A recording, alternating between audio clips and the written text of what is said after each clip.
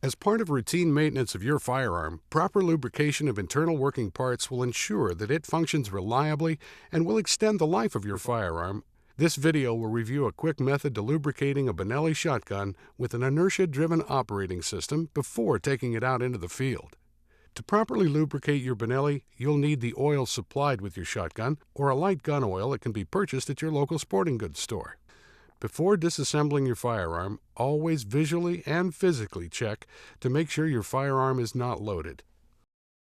To disassemble your shotgun, begin by pulling the bolt handle out from the body of the bolt.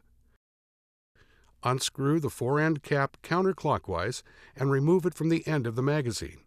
Pull both the barrel and fore-end forward, removing it from the receiver, and set this section aside. Pull the bolt assembly forward to free it from the receiver. To oil your shotgun, begin with the trigger assembly located in the receiver. Place a drop of oil on either side of the hammer hinge. This will limit the amount of friction in the hammer's movement. Place a drop of oil on either side of the carrier on its hinge to allow the carrier to move freely as it cycles rounds. Release the safety, put pressure on the hammer, pull the trigger, and follow the hammer forward, exposing the plunger underneath. Place a small drop of oil on the plunger. This is a critical part that sees friction from the hammer. Place a drop of oil on either side of the trigger hinge for smooth trigger operation.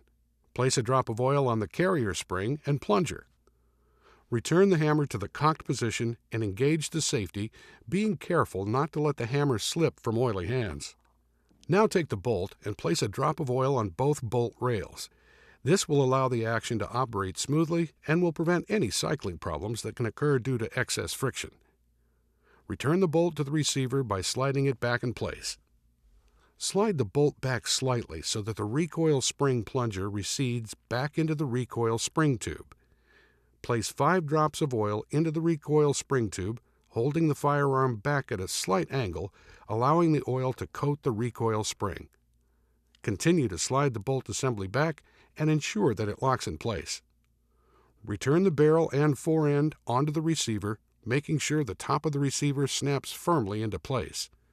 Screw the fore end cap back on, making sure it's snug enough to prevent any movement of the barrel and fore end. Return the bolt handle to the bolt body and work the action to ensure that all of the lubricant is distributed evenly. Routine maintenance ensures that your firearm will work reliably in the field.